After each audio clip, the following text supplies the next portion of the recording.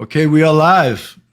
What's up, everybody? Welcome to another episode of Police Off the Cuff After Hours. My name is Mark DeMeo. I'm your host. I'm here with my partner, my co-host in all things law enforcement, the very handsome Bill Cannon. What's up, Bill? Doing well. How you doing? I'm doing okay. Yeah. I'm feeling good. I took an ice bath today. I set it up outside. I bought a tub, a portable tub, 6 bags of ice, 17 minutes. 18 minutes. In ice? Oh, my God. Well, I had to get out of the water once to, it's not all ice. You put water in there first. But I had to get out to, I set it for 11, then I wanted to do more. It's a long story. I'll finish the story later. But what do you say? You think we should introduce our guest and we have another one waiting? Introduce John, and then I'll show a little video from Equus Effect. Right. Jane is having a problem getting on. I don't know if with her browser or whatever it is. So we're supposed to have another guest. Well, she knows she's supposed to be using Chrome, right? Yes, I think she. Yeah, I think she knows. She just mentioned that in her email. All right, good. Well, you might, if you've been paying attention to our shows the last couple of weeks, you'll remember our guest. He's back again. He was a retired second grade NYPD detective, an Army veteran that served in Iraq. He's a registered nurse, and he's currently the coroner of Putnam County and the program coordinator for the PFC Joseph P. Dwyer Veterans Peer Support Group, John Bourges. What's up, John?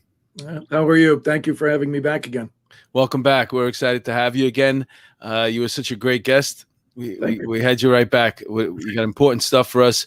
Our other guest who's going to be joining us soon, hopefully, her name is Jane Strong, and she's got a remarkable program that she's the executive director of, and I think you take part in it too, don't you? We were one of the people. We've been advocating for the program for our veterans and for the first responders up here in Putnam. All right. It's a great program. I'm going to just go to a short video about Equus Effect, which is the organization that Jane Strong runs. I'm going to add it to the screen right now, and we'll just get a look at it.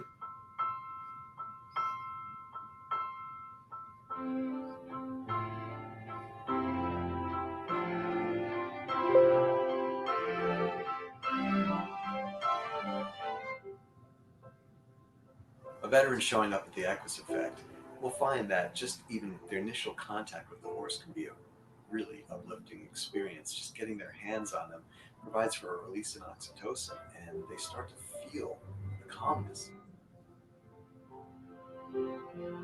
We feel that horses are tremendously valuable in terms of bringing them back home, bringing them back into relationship with other people in civilian life, and also giving them a chance to be with the outdoors, be with horses, which are a gateway back to your own true nature, is what we believe.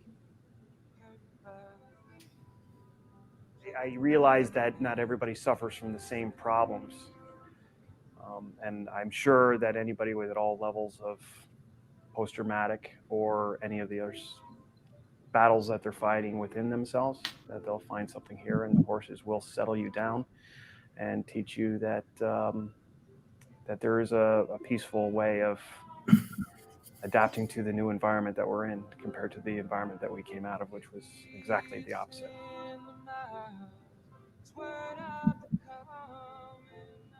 One of the things the horses has done for me is the hypervigilance that I usually have. When I'm working with the horses, all I see is the horse. I don't see everything else around. It's just the horse. So it's very different, and it's a new sensation. It's been a long time since I felt that way.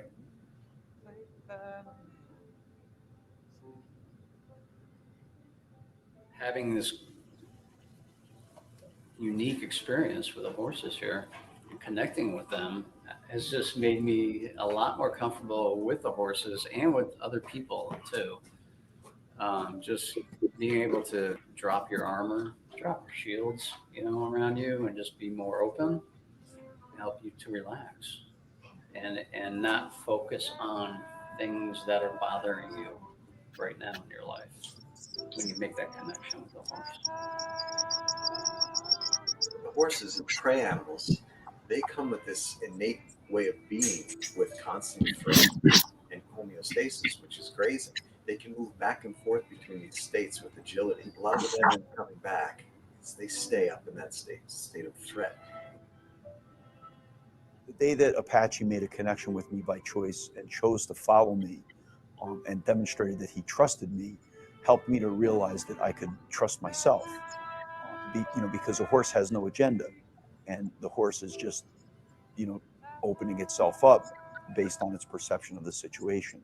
And because a horse is hypervigilant, and some of the symptoms of what we experience and deal with as veterans with PTSD is that same hypervigilance. If a horse is choosing to disregard their hypervigilance and trust, it gives you permission to allow yourself to do the same thing. This is a way of helping them adapt, and it's a way of coaching them back to become the incredible, talented, resourceful leaders that they are.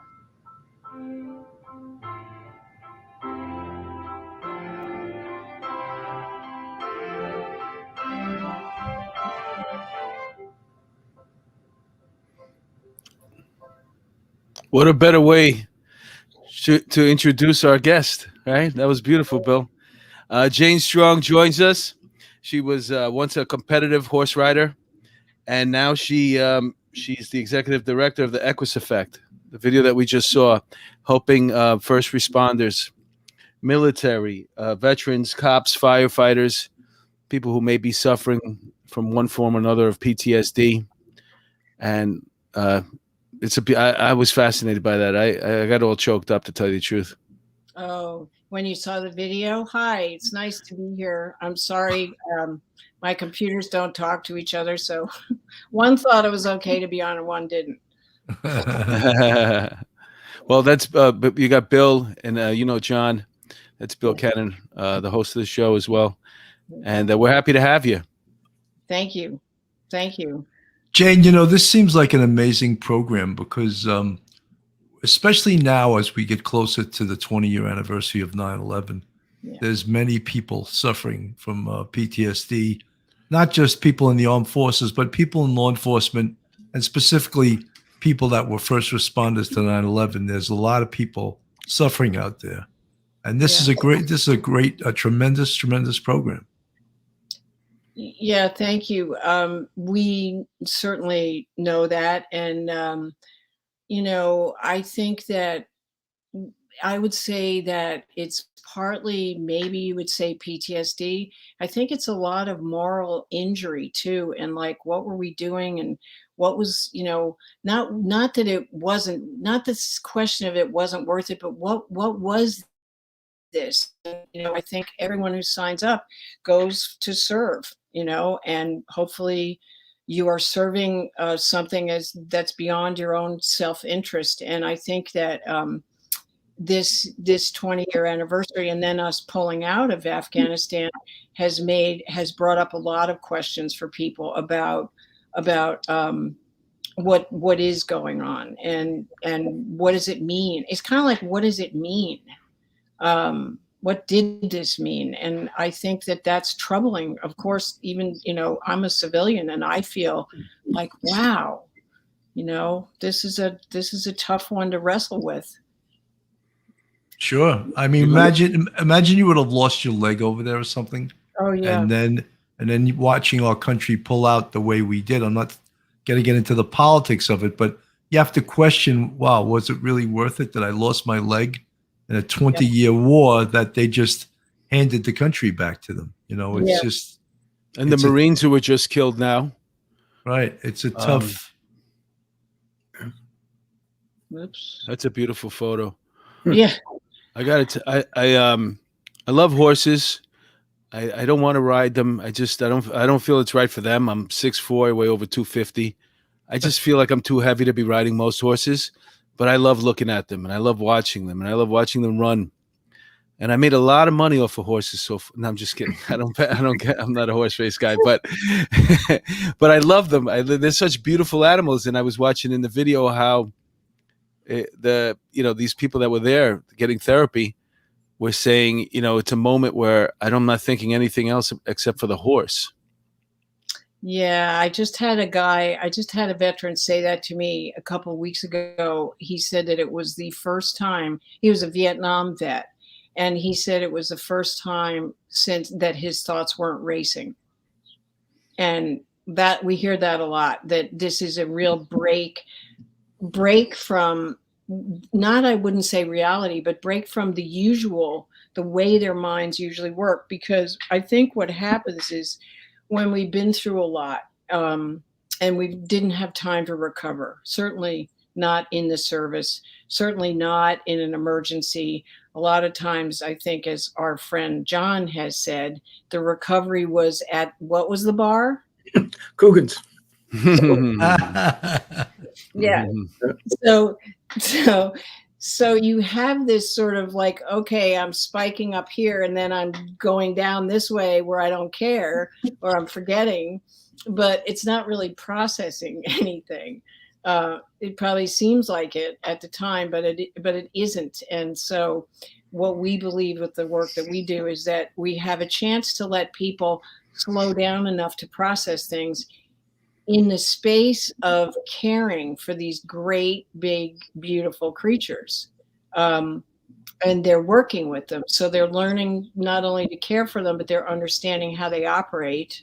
They're understanding what makes them tick as prey animals, because they are prey animals and they will never be predators. So they're always looking for, where's the next shoe to drop? What's the next thing that might be dangerous to me? And they can't override that. And so I think because a lot of the work we do is teach first responders and veterans how horses operate and how they see the world. And I think that sort of compassion for the horse as a prey animal really, and the understanding of them really helps the veterans settle down, because the truth is that horse is going to pick up something way before you do. There's nothing that's going to get past their awareness. And if they do feel something that might be dangerous, whether it is or not, I mean, they usually run and then wait to see if it's a stick or a snake.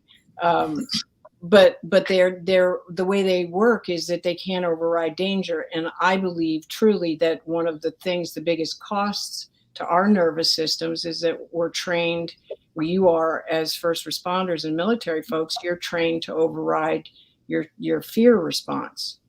And that's training.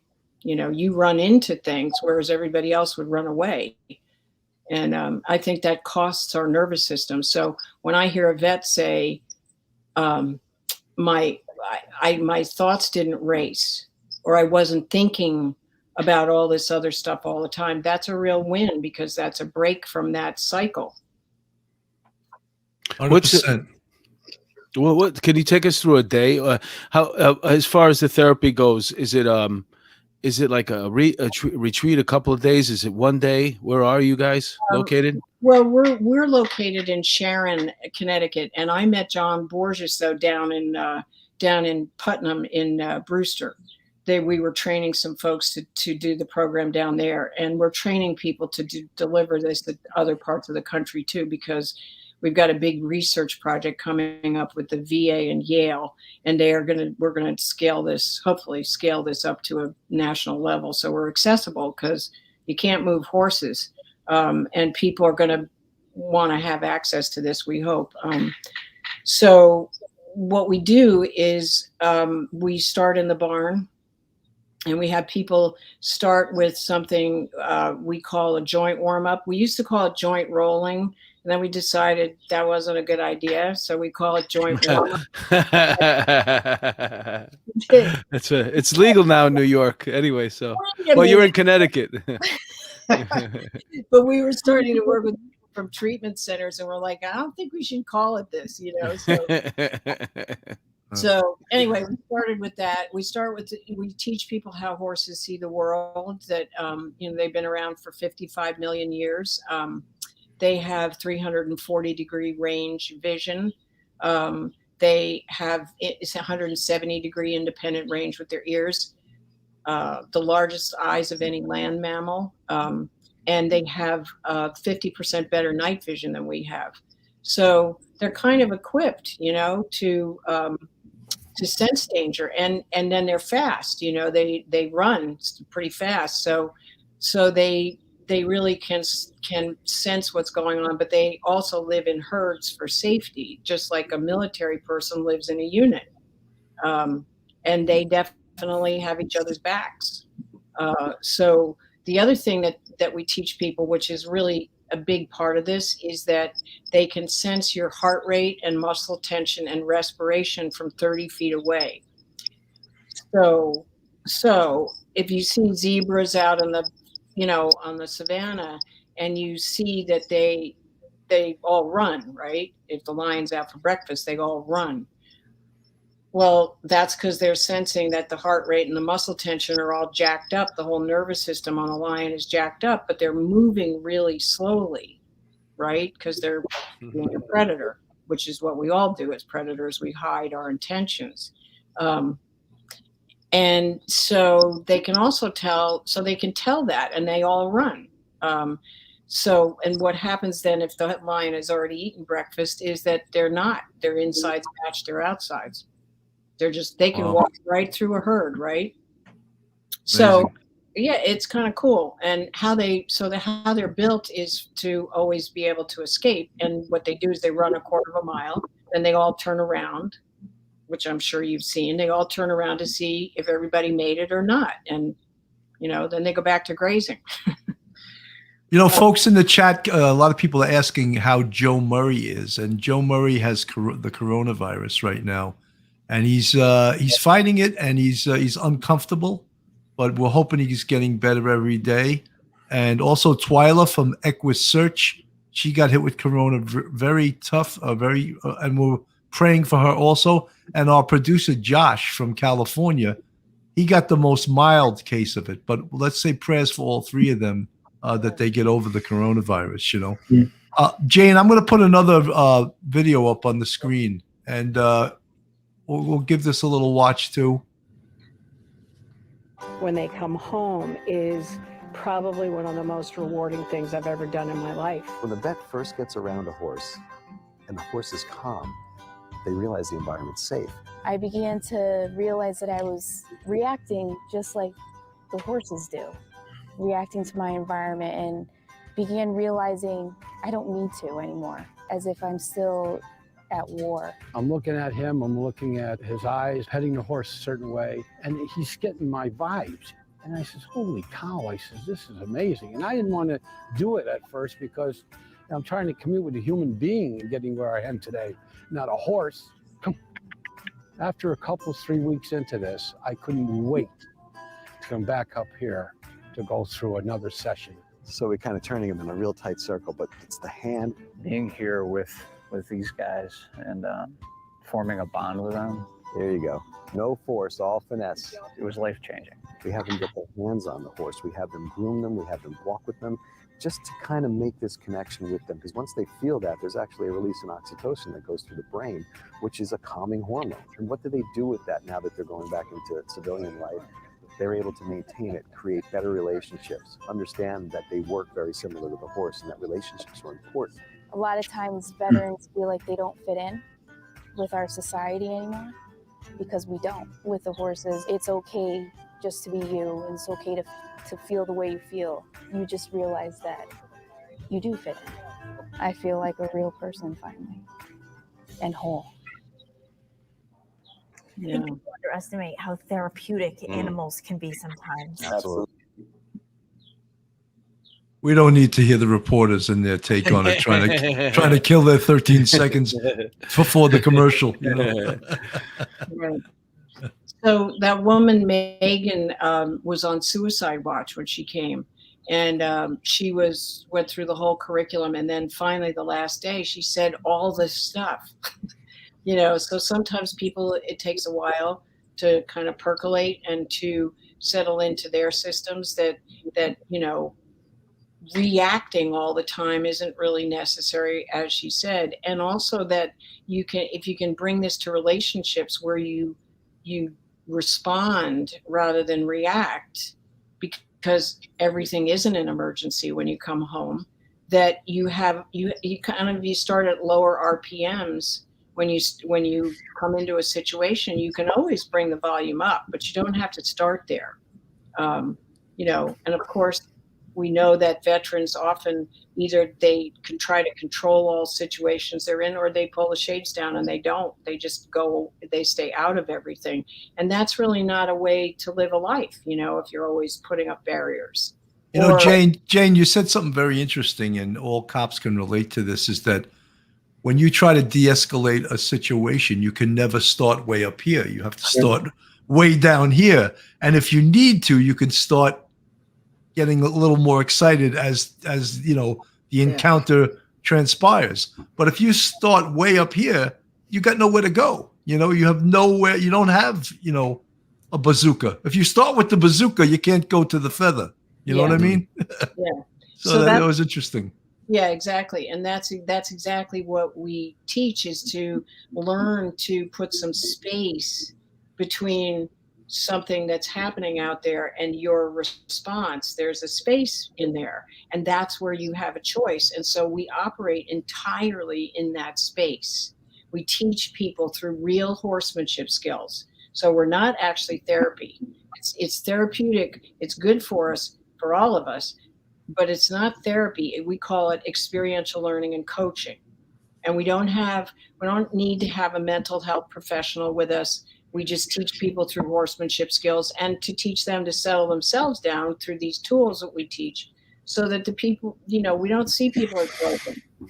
You know, that was what John came out of that experience, and he didn't like that sort of therapizing or analyzing that some programs do, but we don't do that. We teach real horsemanship stuff. So, and if you want a horse to cooperate, you got to learn to regulate your nervous system.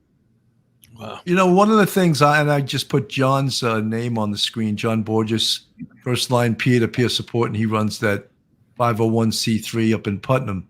And he can walk the walk and he can talk the talk, because he was both a 20-something year veteran of the NYPD. He became a nurse. He went to Iraq, I believe, as a captain in the Army. So he knows both sides of the fence. So I can't think of anyone who's more qualified to speak about this stuff and about the problems that he sees veterans and members of the service encountering. You want to touch upon that, John?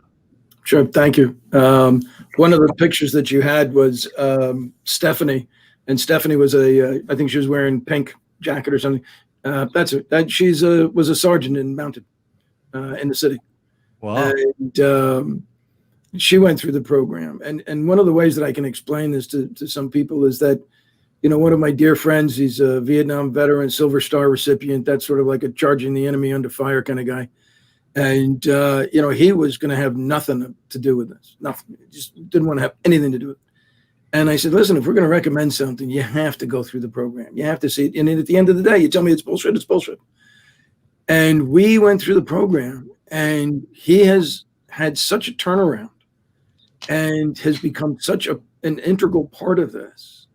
And I tell people, if it did this to him, think of what it could do for you. And I try and tell people a couple of things. I said, first, I can't really explain to you what it does. You know, the first thing I'll tell you is that it's not therapy. I'm not telling you you're going to go to therapy. There's no therapist there. There's no psychiatrist there. Nobody's saying you're broken. Nobody's going to fix you. This is just some sort of experience that you're going to have. And once you experience it, you'll also realize, I can't really put that into words, but I felt it. And it changes you. And I remember the first day I saw Jane and we went and did with one of the horses, I was like, okay, this is bullshit. I got a couple of minutes. I got to go and do this. I got to do this. I got this in the afternoon. And as soon as I started to walk towards the horse turned around and walked away from me. And, you know, nobody was, you know, thinking, how does that make you feel? They asked me a simple question. Why do you think that happened? And when you start to understand horses and how they're sensing things, well, they perceive this threat. If this guy's jacked up, then something's going on, you know, something's happening. And when all of a sudden you start to learn how to sort of calm yourself a little bit, you sort of get yourself into your own sort of skin in a sense. You start to realize what's going on and how it's being perceived. And all of a sudden you can relate to this horse. And you do these things that are amazing. I mean, you get a 1,500-pound animal to follow you around a corral. I mean, it's amazing because they trust you. And all of a sudden, and the other thing that Jane and I had a discussion about it's not just transient. It's not like, okay, you go through the 5-week program. It's once a week, 4 hours a day. It's an easy thing. It's all on us. We cover the cost. And you do it for 5 weeks. And at the end of it, it's not like it's done. It stays with you. And I've seen people that have gone through the program. You see a change in their personality. You see a change in how they do it. And the only thing that's the common denominator is the horse. And you get into this mindset, I think we've talked about it before, you're the hero, you're the brave guy, you're the strong guy. You've got to keep this shield up. And it's so hard to let that shield down to another person. Yeah. But when you let that shield down to this animal, all of a sudden you get this bond, and it's like it clicks. And all of a sudden you just find yourself relating to this animal like you'd never. I mean, I grew up in a city on the Lower East Side. I didn't know a horse from, what do I know about horses? Right. But I tell you, dealing with the horse there and doing it several times. And like I said, we've probably had 80 veterans and first responders go through it. Not one has said that this was a waste of their time. No. That's tremendous. On the bottom of the screen, if anyone would like to donate, Jane, I would imagine you're a 501c3. Yeah. And that's the address to donate, www.theequuseffect.org/donate. Right. This is a tremendous cause. It's a tremendous thing for first responders, for law enforcement, people with PTSD. And that's the address if you'd wish to. And they have a website. You can go to their website, www.theequuseffect.com. Is it? Or it's also .org. It's .org, yeah. .org, okay. And you can go. They have a great website. They show you the whole program they have there. Yeah, that's right. So I think what John hit on is right. Is that if you come in, you just get to see how you come across without any judgment. Like a horse isn't saying, "Oh, that jerk," I'm not talking. Whatever the repercussions that happen with people, that doesn't happen with horses. They take you as you are right now. So if you are like all jacked up, like John was like, okay, what's next now? I'm gonna, this, that, and then the horse goes, "I'll see you later," when you, when you calm down, or when you get honest. The horse wouldn't have liked any of us coming out of Coogan's, He would have said something was wrong. But they what they do is the minute, and the reason I was saying that about they sense what's going on inside, is that if you are afraid, like this gentleman was that John is talking about, if you're afraid but you're acting like you're okay, that looks kind of weird to a horse, because he's seeing this tight nervous system, worked up. But then you've got a smile on your face and you're walking straight at him, and the horse is going to be like, "Wait a minute, I don't know what's happening, but whatever it is, I'll find out later." And they're worried about, what am I not seeing? They're not worried about, I'm going to take advantage of your fear. They're worried, what am I missing here that this person is worked up? So we teach people how to just be honest about how they feel, and that's a really big deal. That's fantastic. We're going to, Jane and John, we're going to go to a quick commercial. We'll be back in a few minutes. If you have to get up and use the bathroom, I don't want to be like the teacher that you're raising your hand and I say, you can go to the bathroom now, but now's be a good time to do it. Thank you. Folks, if you're looking to relocate to Myrtle Beach, South Carolina, Carol Waters of the Beach Realty Group has been buying and selling property in the Myrtle Beach area for 11 years now. Carol and her husband, Rob Mahan, retired FDNY firefighter and NYPD, work as a team. Carol has been a multi-million-dollar producer for the past 10 years. They have a great knowledge of all the aspects of the real estate industry. Carol is well known around the Irish community in New York. She worked in Fitzpatrick's Manhattan Hotel for over 20 years behind the stick. She's originally born in the Bronx and brought up in County Mayo Island. Contact Carol Waters for all your real estate needs in the Myrtle Beach area. Carol Waters sells. Carol Waters sells MB at gmail.com, 914-261-6681.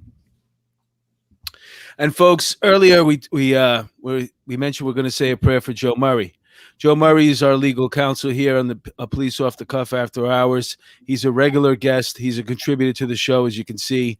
He's a lawyer. He's a retired NYPD cop.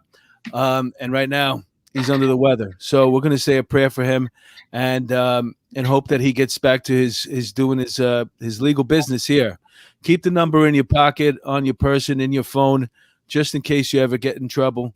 This is the lawyer that you want in your corner representing you. He's a gentleman, and he'll fight for you. jmurray-law.com. jmurray-law.com. Telephone number 646-838-1702.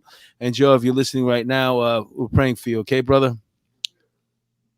Folks, Police Coffee is an officer-owned business dedicated to crafting the finest coffees and blends. It's to provide you with the freshest coffee available. Each brand is roasted fresh by people who know what it means to stay vigilant.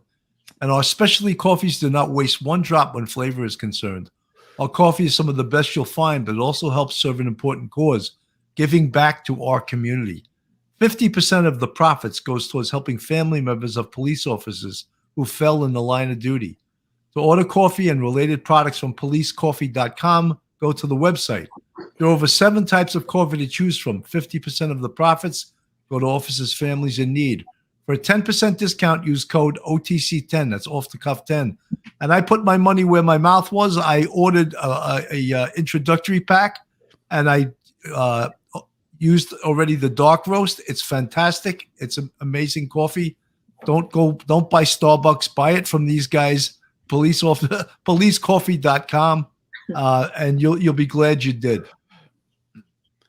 If you're looking for supplements, be sure to check out the products from firstdonutrition.com. As first responders, there are certain expectations in our performance on the job.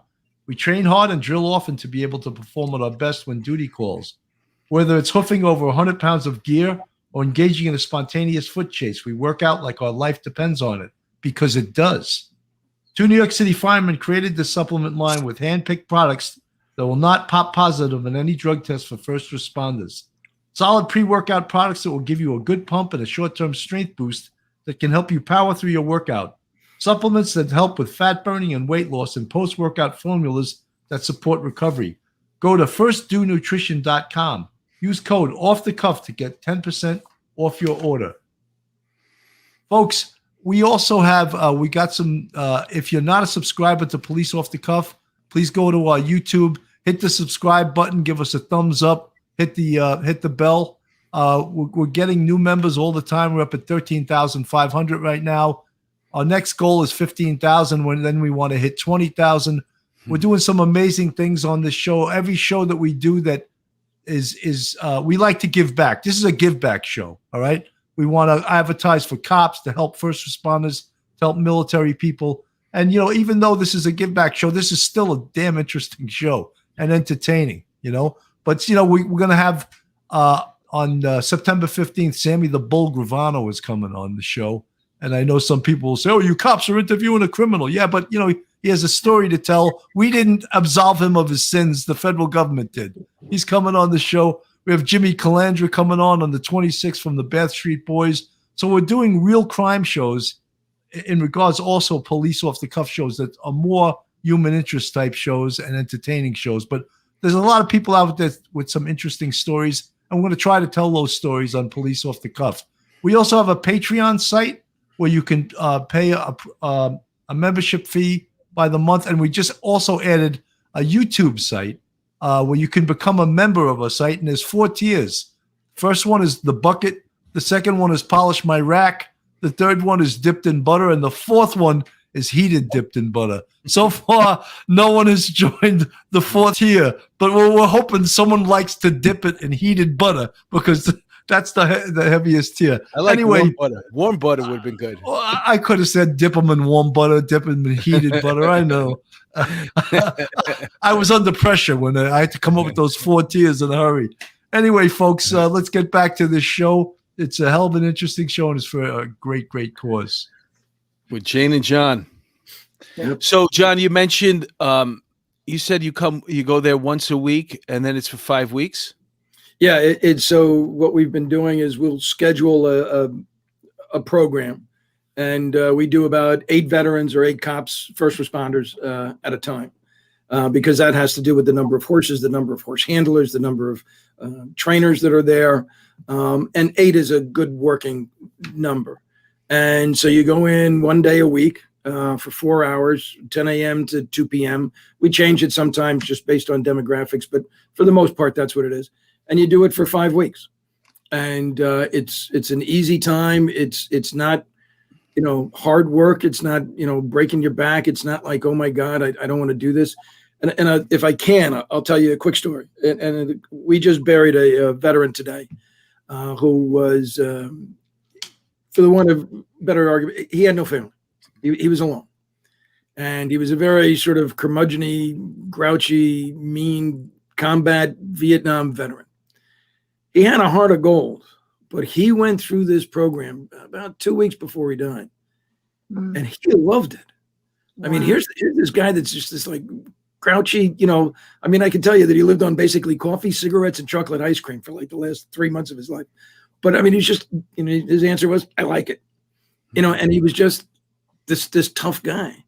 But when you see him interacting with these horses, it's sort of like all of a sudden he saw that he had this spark of humanity in him, and he just created this bond.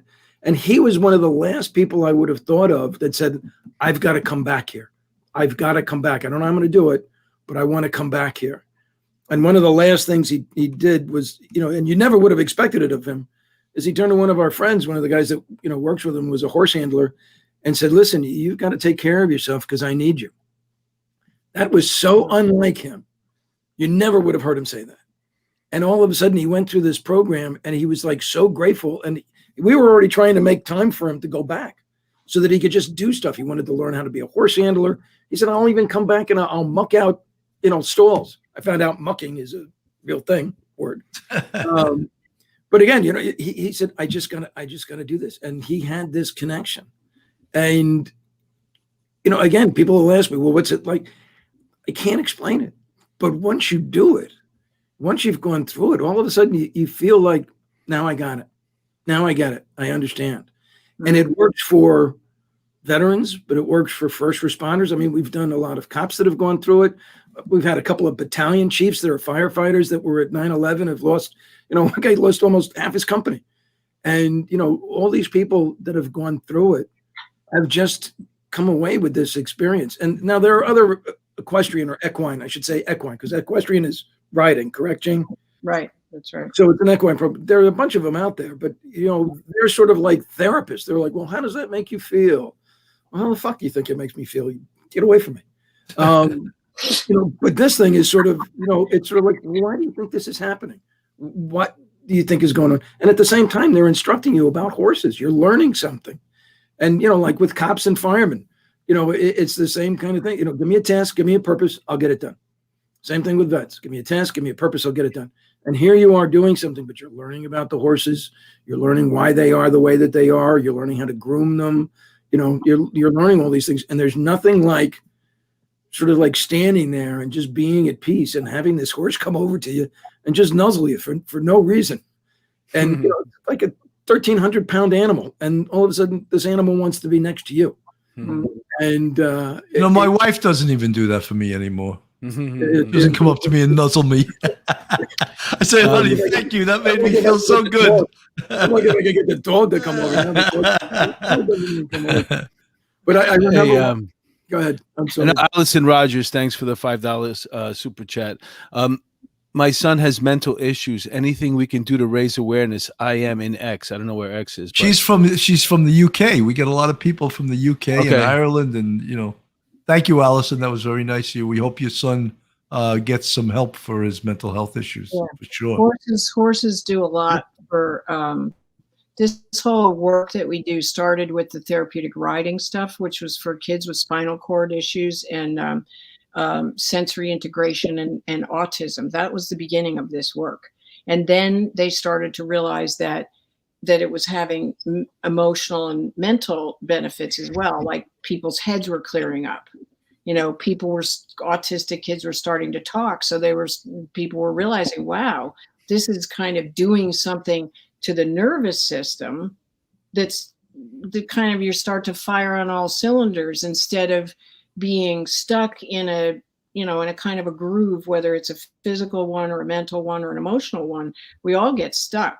But this work with the horses seems to sort of break that up and give people more space and more choices is my thing. I like to give people more choices. And we all get stuck in patterns. So in our work, we're not observing the people who come, we're with them. So we're in the circle too, because a horse doesn't say, oh, that's the instructor. Doesn't matter if she's screwed up and all dysregulated, and here's the client. The horse, you're all in the same field. So the horse, we all need to be honest about what's going on with us. And so we kind of feel like it's a level playing field. And that really works too. That makes it less, it's not therapy, it's more experiential learning. And we just happen to know about horses. And we happen to know how they operate and what works with them. And so we try to get whoever's working with us to get on that wavelength and to see the value in it in their own lives. So you want to have something pull on your heartstrings. You go where we are, it's Pegasus Stables in Brewster, and they do a lot with kids with special needs and autism. You see a kid that's like on the spectrum and autistic and has like severe issues, being next to this horse and just you see this grin, this spontaneous grin of sheer joy. It's like all of a sudden this is just like it's an amazing thing. I never would have expected it. And I've been there a couple of times and I've seen it and I just go like, this is just something amazing. John, I didn't mean to cut you off with the sound from this. Just a little short video on this. In this video, we would like to introduce you to a program called the Equus Effect. Through connection with the horses, you will have the opportunity to gain life-changing insight and information around managing your emotions, setting healthy boundaries, and dealing with triggers by responding rather than reacting. Why do we use horses? Horses are honest. How they feel is what they do. Horses lack hidden agendas. They have a transparent trust. We will learn together how to be around them and the wisdom we can receive from them. Please join us at the farm. We look forward to meeting you. Oh, that's nice. That's beautiful. That's Yeah. really That's a really nice thing. I didn't see that before. It's a gorgeous place. Yeah, and so one of the things that I would say too is that a lot of people ask, "Does the horse like me?"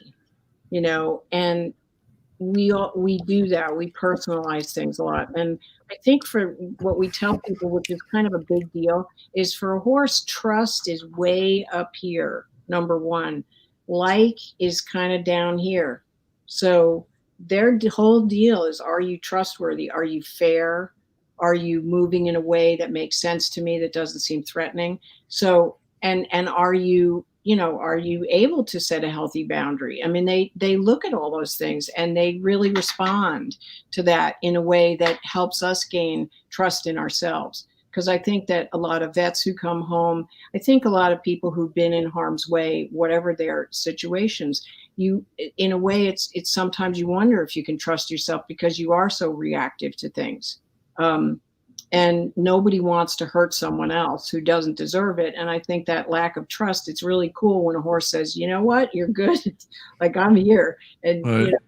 I'm cool with you. Jane, we've had a lot of veterans on, and we've had a lot of retired police officers that Lisa Stewart, thank you so much for polishing my rack. That's the level. She's a member at Polish My Rack level. That's great. We wanted to get those shirts, but what we mean when we say polish my rack, cops have medals and we call it our rack.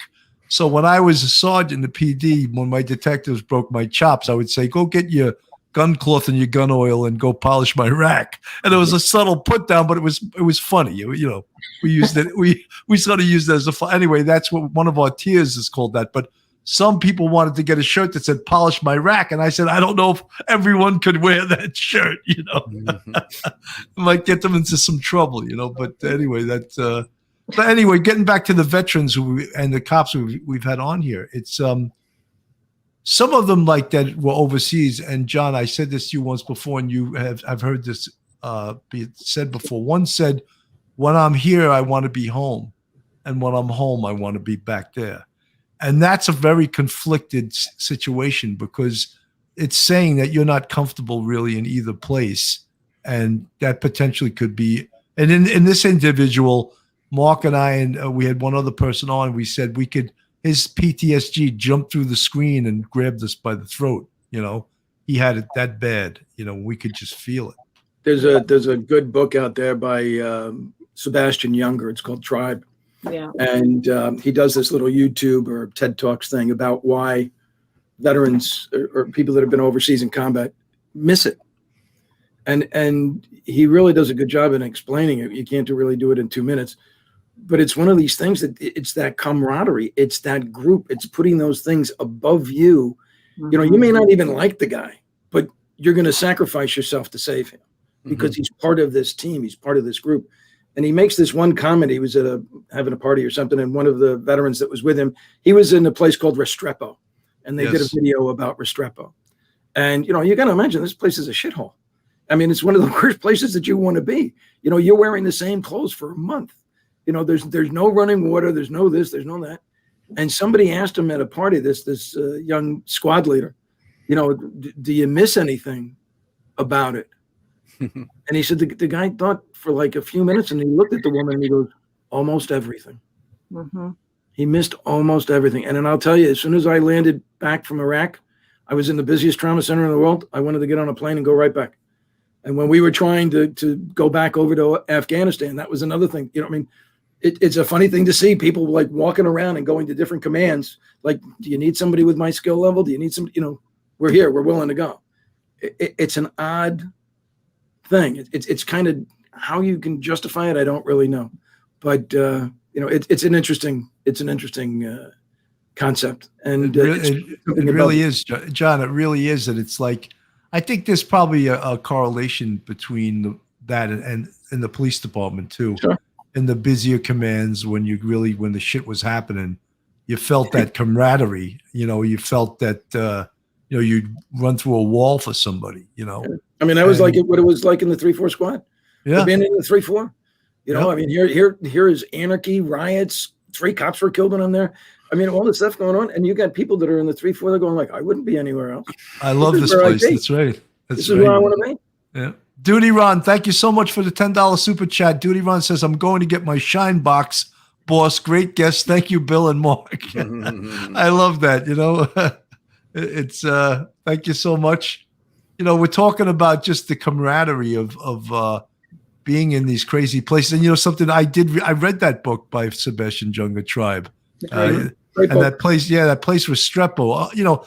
And it was hard to understand when you hear like what war is, what was the point of the whole thing? They would run down the mountain, they would come back up the mountain, they would fire at them, they would fight, it seemed almost like a game, but it wasn't a game because people were dying, I think he points out that, it was in this particular valley, and at one time the battles that were going on in that valley accounted for like 1/5 to 1/4 of all the firefights happening in all of Afghanistan.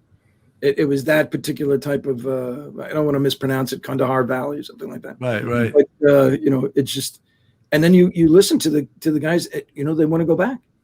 And it's the same thing, but again, going to something like this with the horses gives you a chance to just sort of like reset for a second. Yeah. And just sort of like bring yourself back into, I don't want to say normalcy, but brings you back to yourself, But again, I mean, I understand 100% what that guy was talking about like, I miss almost everything about it. How many times do you hear about cops? I miss the guys that I'm with. I don't miss the job. Right. I miss the guys that I'm with. And, well, a few years ago, more than a few years ago, but I saw a fellow sergeant in rags, that famous bar across from the 2-5. And he had just got back from Iraq. I won't use his name, but I went up to him and said, how was Iraq? And he looked at me and he goes, it's a very bad place. That's all he said. And I was like, wow, can I buy you a drink? He just said it's a very bad place. And I was like, well, it must be, because this guy is is a tough guy, Well, I think with those guys, go ahead, John. Sorry. No, I was just going to say, it's one of those things. This is just a tool. It's not like saying, you're going to do this, you're going to do the horses and you're fixed. This is just another tool for you to be able to use when you do come back from Iraq and go like, "Oh, a very bad place," or Afghanistan, or you and I have talked about this. I wouldn't be a cop now, but those guys that are raised, and those guys and girls that are raising their hands to be cop, my hat's off to them, man, because I would not be doing this. Right. And yet there they are. They're doing it, and this is a way for them to help cope with it. Yeah, and I think that book Tribe is very, very clear in its message that it's this interdependence that makes us feel better. We feel very real and useful. And like something, yeah, very, very useful. You're serving something more important than you. And when you lead people to this, that he says this other thing about the most depressed people are the people who are on their own, these high, wealthy single women in New York City living in a city, and they're so lonely, and it's kind of a cool thing to break that. That's what we do with the horses. We kind of break that cycle. And we call them cellar dwellers. They're cellar dwellers. The misery that they know is better than, the unknown, and they hide. And this is a program through Jane that helps get them out. Mm-hmm. It's an exciting thing to do. I think for a lot of us, everything becomes mundane, routine. Yeah. When you can get up there and get close to the horse and touch the horse, and they teach you how to do stuff with the horse, I would imagine that separation from your real life, and it's something to get excited about. It's something cool. It's something that you don't get a chance to do. It's just something to look forward to, other than the routine, the mundane.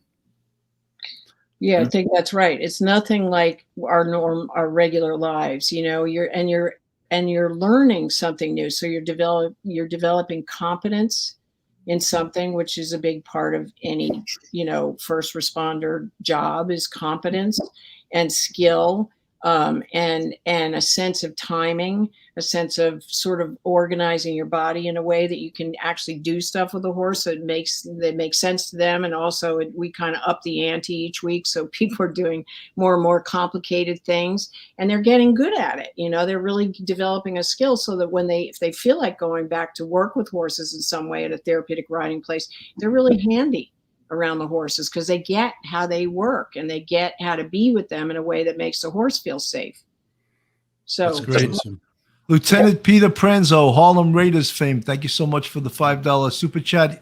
The lieutenant says, great show, great cause. Thank you so much, Lieutenant Pranzo, for your support.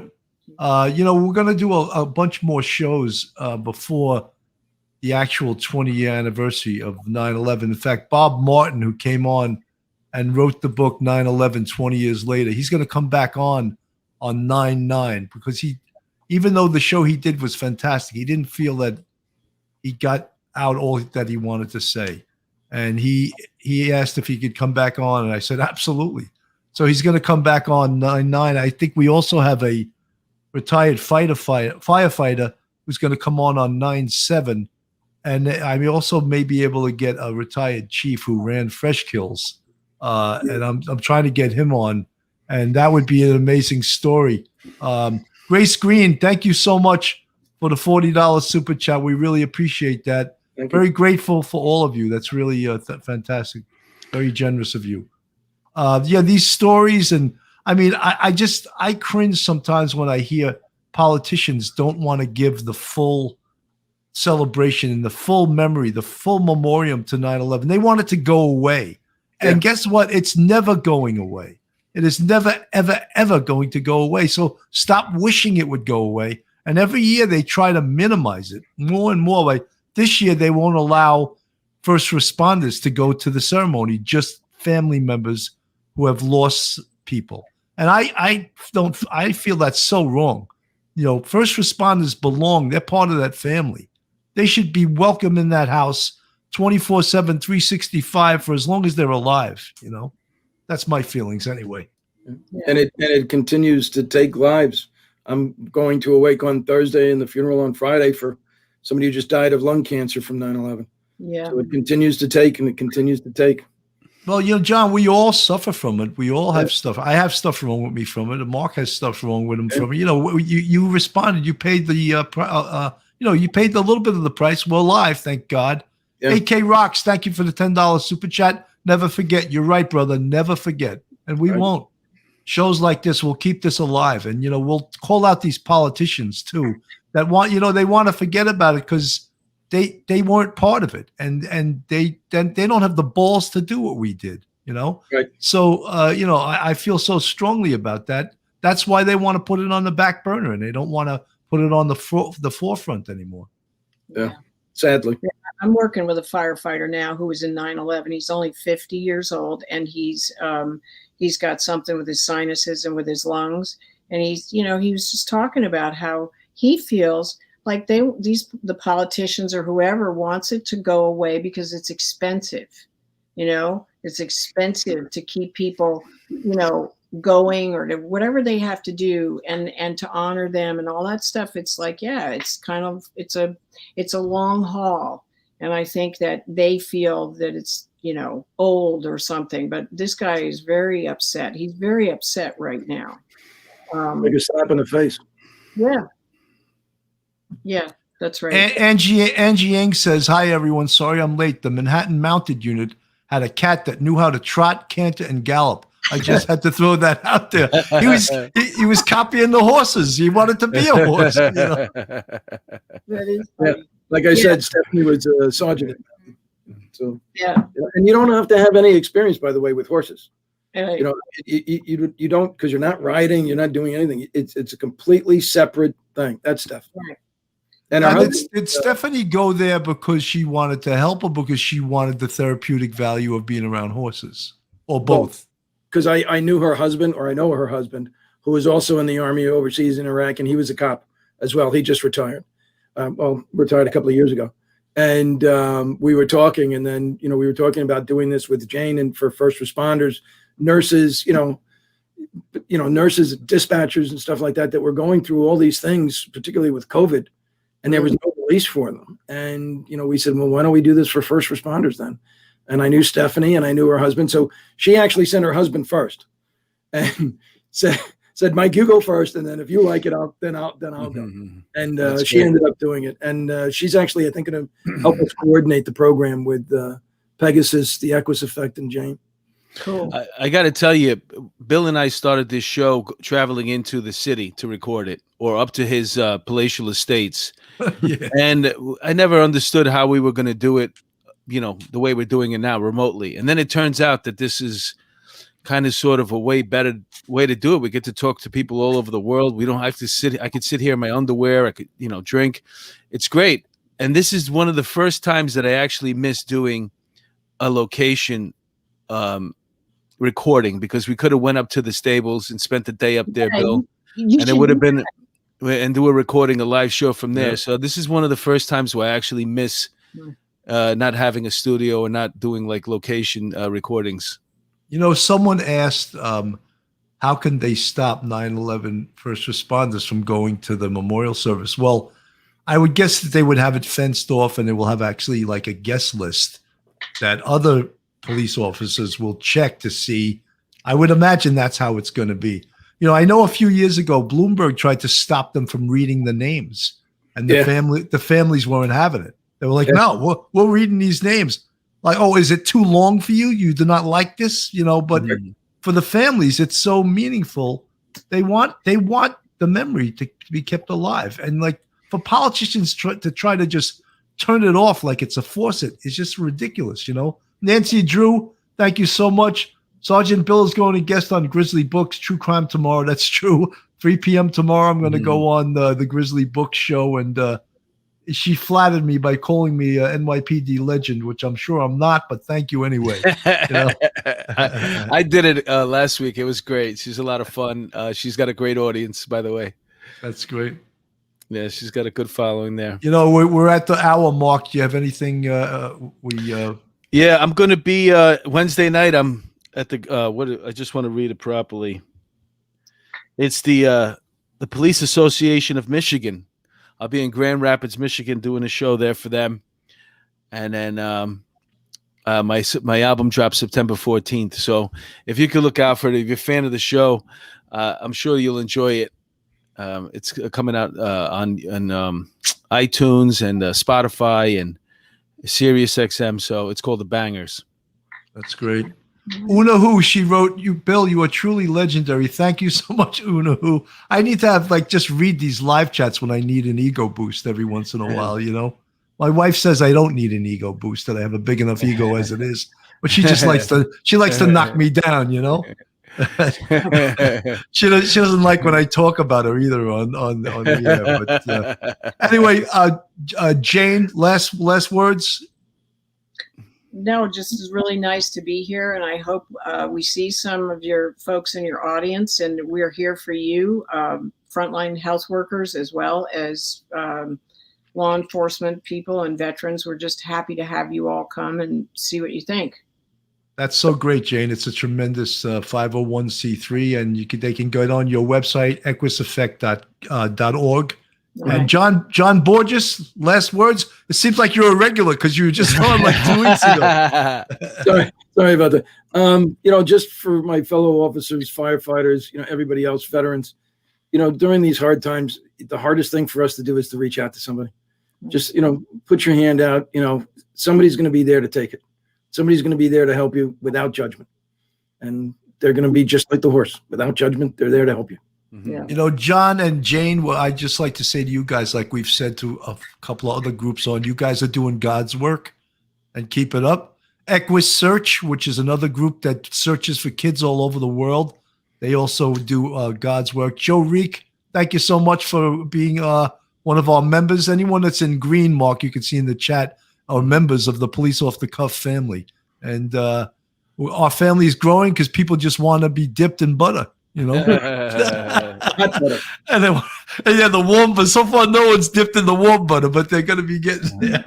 What does that mean? What does that mean? I don't know if I could do. There was an expression we used to say in the police department. If someone lived a charmed life, we would say that cop's balls have been dipped in butter. So we thought we would use that for one of our tiers. Well, we didn't say what it was, but that's what it was. It was like leading a charmed life. Oh, he was dipped in butter, And so it became funny. We put it on our coffee mugs, on our shirts. So, Mark, any final words? No, I just want to say thank you for everybody for tuning in. My aunt Johansi was with us tonight, and Raquela and Grace Green for you. Angela's been really funny in the comments there. And we're praying for Joe, by the way, Angela. Please let him know that. Yeah, absolutely. Folks, on behalf of Police Off the Cuff After Hours, I'm Bill Cannon and my partner, Mark DeMeo, John Bourges, and Jane Strong. Good night, everyone, and thank you so much for listening. Good night. Thank you.